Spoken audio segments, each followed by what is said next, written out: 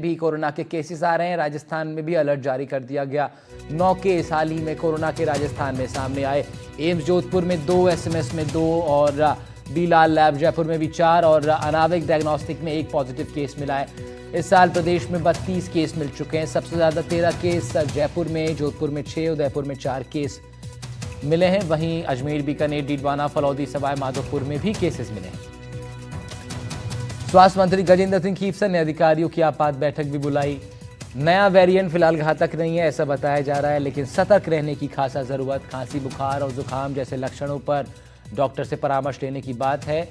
और खासतौर पर जो संवेदनशील वर्ग है उसमें जैसे आप समझिए बुजुर्ग लोग, गर्भवती महिलाएं, पहले से ही गंभीर बीमारियों से पीड़ित लोग, उनको खास आवश्यकता है सतर्क रहने की। भीड़ भाड़ से बचना आपको चाहिए। मास्क लगाना आप शुरू कर सकते हैं अभी से एहतियात के तौर पर। उधर प्रमुख शासन सचिव गायत्री राठौर ने कहा है कि ऑक्सीजन प्लांट्स चालू हालत में वापस से कर दिए गए हैं। बंद प्लांट्स को जल्द दुरुस्त करने पर काम हो रहा है और केंद्र के द्वारा जारी की गई गाइडलाइंस का सख्ती से अनुपालन किया जाएगा।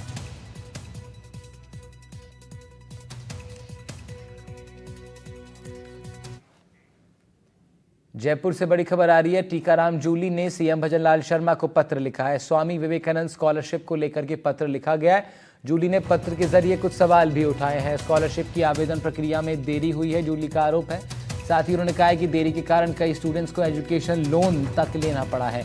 12वीं का रिजल्ट आ चुका है, लेकिन प्रक्रिया अब तक शुरू नहीं हुई। आगे की नीतिगत निर्णय लेते हुए इस योजना को जल्दी शुरू किया जाए। टीकाराम जूली ने अपने पत्र में सीएम को ये सब बातें लिखी हैं। उन्होंने कहा है कि ये प्रक्रिया जल्द से जल्द शुरू की जानी चाहिए। नेता प्रतिपक्ष विधानसभा के टीकाराम जूली ने भजनलाल शर्मा को पत्र लिखकर स्वामी विवेकानंद स्कॉलरशिप को जल्द ही शुरू करने का निवेदन उनसे किया है। उनके सामने ये विषय रखा है।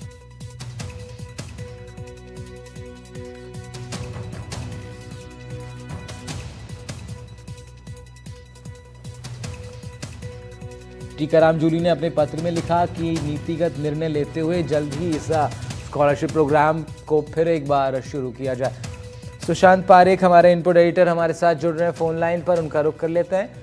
सुशांत, ये स्कॉलरशिप प्रोग्राम कितना इंपॉर्टेंट है स्टूडेंट्स के लिए और ये अनुरोध टीकाराम जूली का, उसके बाद क्या कुछ प्रतिक्रिया सामने आई है? देखिए, विदेश में बच्चों की हायर एजुकेशन से जुड़ी हुई योजना है। पिछली सरकार में, गहलोत सरकार में राजीव गांधी के नाम से थी, बाद में इसका नाम सरकार ने बदला, स्वामी विवेकानंद स्कॉलरशिप किया गया। लेकिन जूली ने जो पत्र में सवाल उठाए हैं वो वाजिब भी हैं, क्योंकि हमने भी ये खबर दिखाई थी, विधानसभा में भी मुद्दा उठा था, बच्चों को परेशानी आ रही थी। हालांकि सरकार ने एक्शन भी लिया था, बीच में सिस्टम को ठीक भी किया गया था, लेकिन अभी भी जो आवेदन प्रक्रिया है इस साल की वो लेट हो रही है। तो फिर स्टूडेंट जो जाना चाहते हैं, जो क्वालिफाइड हैं, उन्हें एजुकेशन लोन लेना पड़ेगा या फिर कहीं से व्यवस्था करनी पड़ेगी पैसों की। ऐसे में उनके परिजन और बच्चे दोनों ही परेशान हैं। तो उन्होंने सीधा मुख्यमंत्री से पत्र लिखकर ये कहा है कि मुख्यमंत्री नीतिगत फैसला करें ताकि योजना सही ढंग से सुचारू हो सके और जो इसका मकसद है योजना का, उस हिसाब से बच्चों को इसका लाभ भी मिले। ठीक है सुशांत, शुक्रिया तमाम जानकारी के लिए आपका। सुशांत पारेख रिपोर्ट कर रहे थे इस खबर पर। बढ़ते हैं आगे। जयपुर के बाद दीग से आ रही बड़ी खबर की। यहां पहाड़ी पर रिश्वत लेते पटवारी को ट्रैप कर लिया गया। 30,000 रुपए की रिश्वत ले रहा था। धौलपुर भरतपुर की एसीबी टीम ने एक कार्रवाई की है। जमीन की पैमाइश में 30,000 की रिश्वत मांगी गई थी। सोमका हल्का का ये पटवारी बताया जा रहा है। पहाड़ी थाने में पटवारी से पूछताछ चल रही है।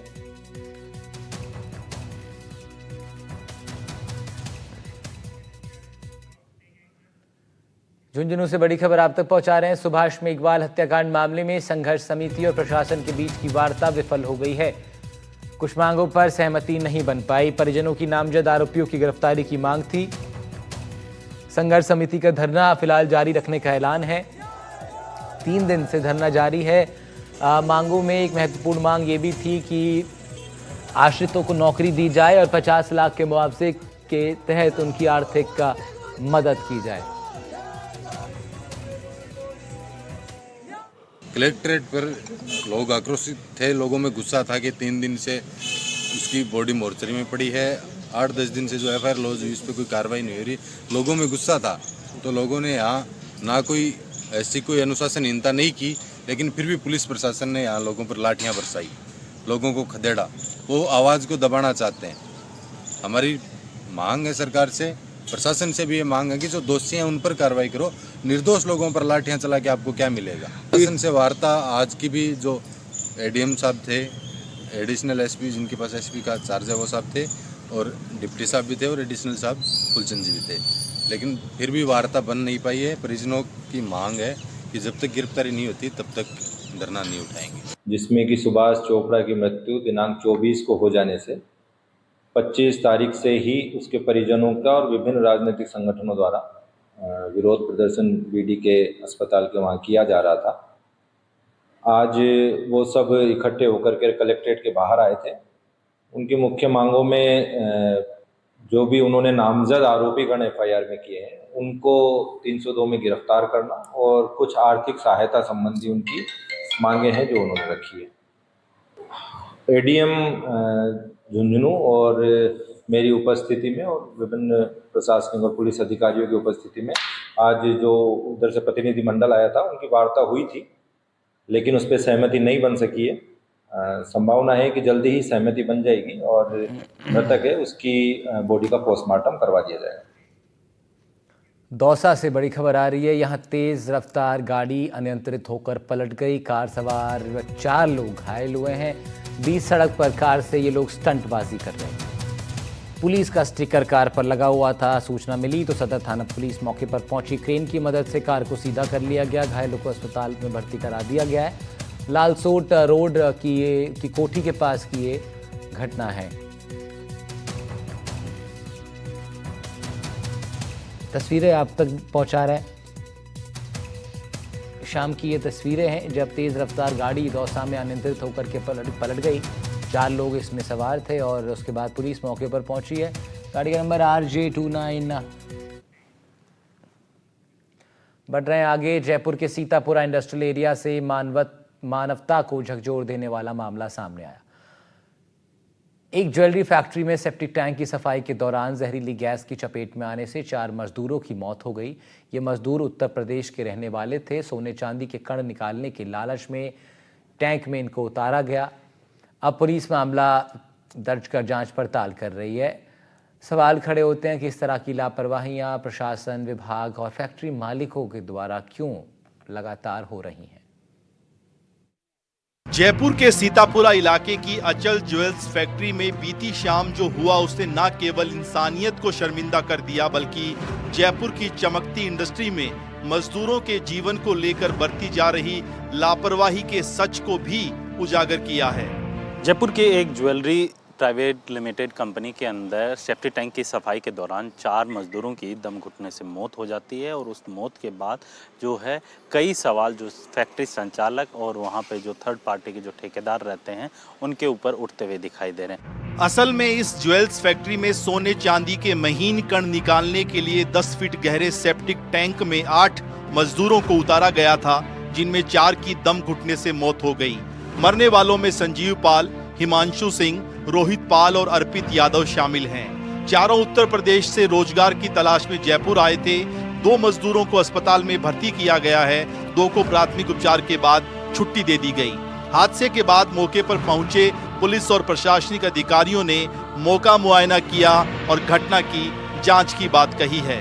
ये सीतापुरा में ज्वेलरी की फैक्ट्री है, उसमें जो केमिकल था उसको सफाई कर रहे थे और कॉन्ट्रैक्ट की लेबर थी और कॉन्ट्रैक्ट ने एक रिपोर्ट दी है जिस पे हम जांच कर रहे हैं। मौके पे FSL टीम बुलाई गई है और डेड बॉडी का पोस्टमार्टम करवा रहे हैं। घटना सांगानेर सदर इलाके में सीतापुरा इंडस्ट्री एरिया के G ब्लॉक में ज्वेलरी जोन में सोमवार रात 8:30 बजे हुई। यहां अचल ज्वेल्स प्राइवेट लिमिटेड के 10 फीट गहरे सेप्टिक टैंक की सफाई की जा रही थी।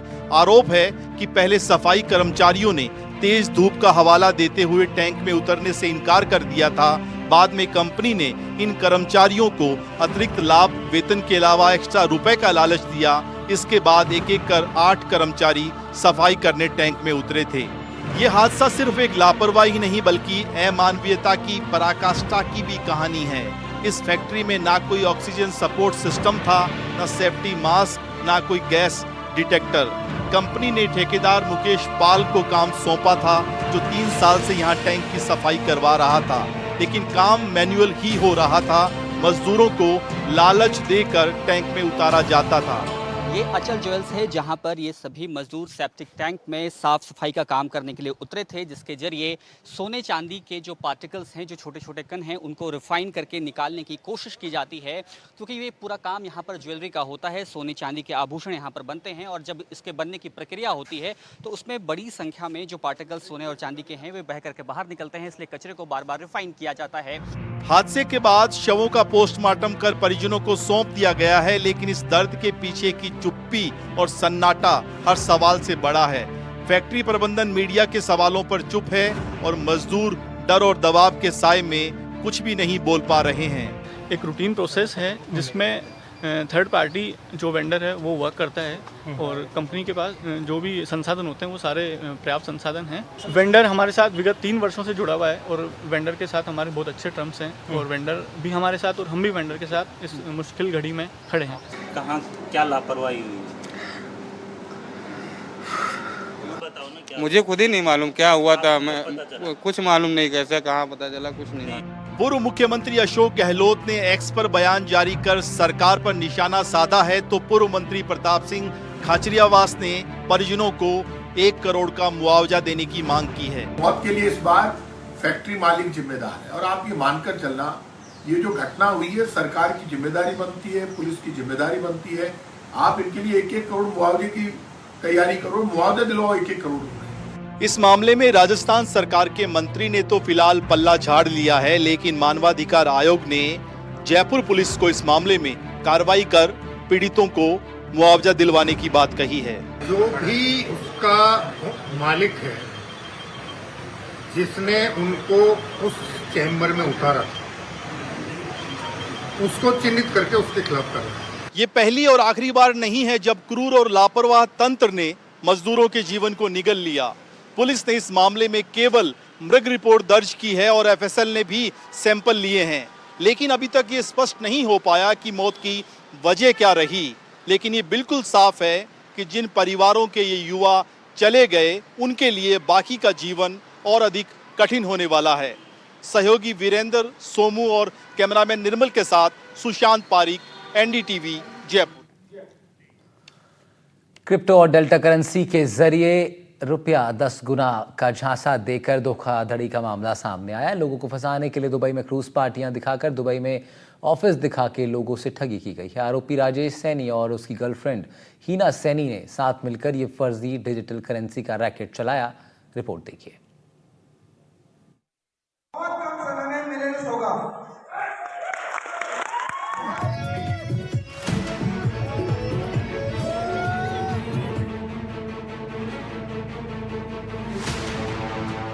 बंटी बबली का खेल, 10 गुना का दिया लालच, क्रूज पार्टी का दिखाया सपना, फिर लूटे लाखों रुपए।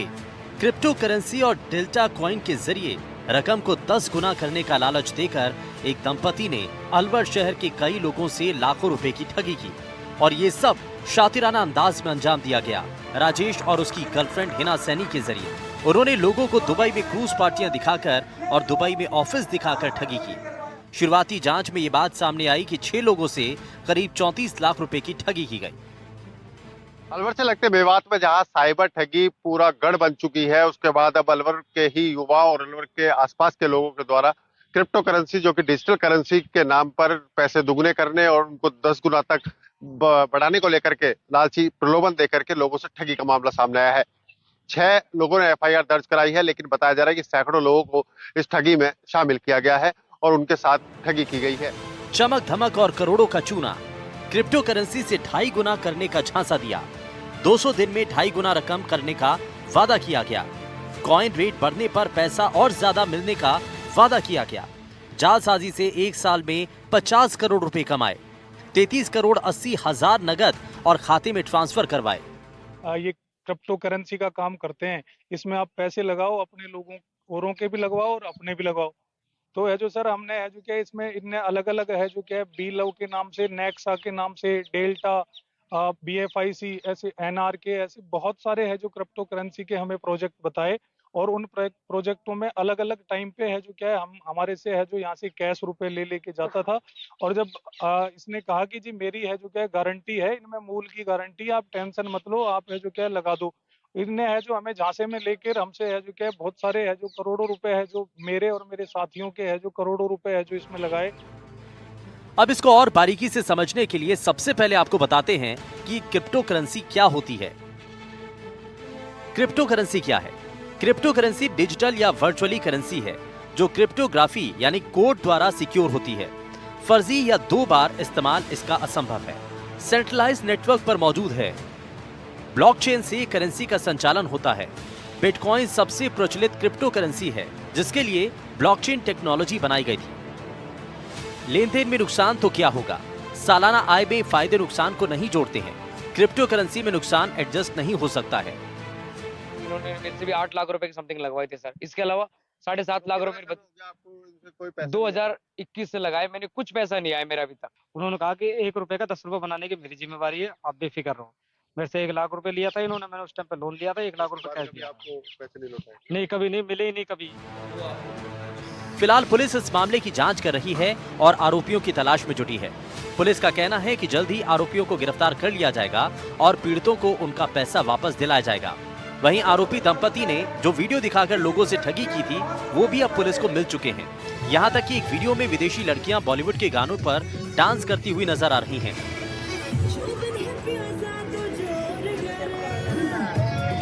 और एक और वीडियो में आरोपी दंपति स्टेज से लोगों को अपने नए प्रोजेक्ट के बारे में बताते उसमें इन्वेस्ट करने का झांसा देते नजर आ रहे हैं। खैर जो भी हो, लेकिन लोगों के साथ तरह तरह के फ्रॉड डर का कारण बन रहे हैं। इस मामले में कार्रवाई क्या होती है इस पर सभी की नजर है। NDTV राजस्थान के लिए अलवर से मुदित गौड़ की रिपोर्ट। कोटा में युवती से हुई गैंगरेप की वारदात को लेकर कोटा SP अमृता दोहन ने प्रेस कॉन्फ्रेंस कर खुलासा किया। बताया कि युवती से रेप की वारदात चलती कार में नहीं हुई थी। पीड़िता को उसका एक परिचित एक कमरे पर ले गया जहां उसके साथ इस घटना को अंजाम दिया गया। फिलहाल गैंगरेप की धाराओं में मुकदमा दर्ज है। 4 आरोपियों को पुलिस ने गिरफ्तार कर लिया है।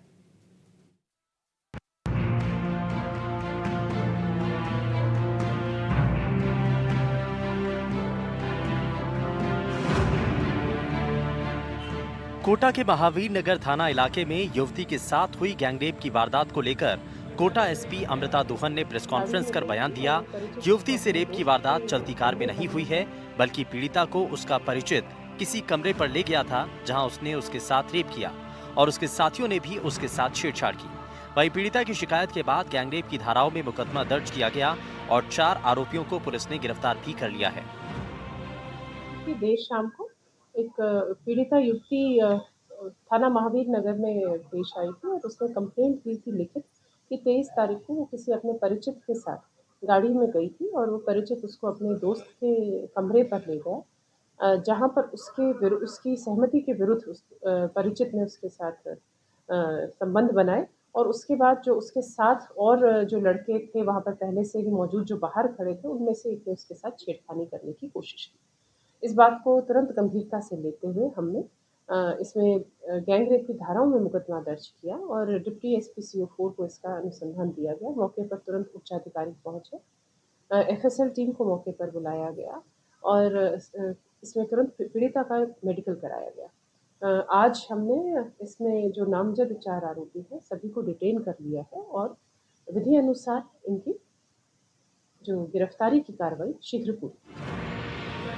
वहीं कोटा में युवती के साथ हुई गैंगरेप की वारदात को लेकर पुलिस के बयान सामने आ चुका है, लेकिन इससे पहले तक आरोपों के मुताबिक चलती कार में युवती के साथ गैंगरेप का आरोप था।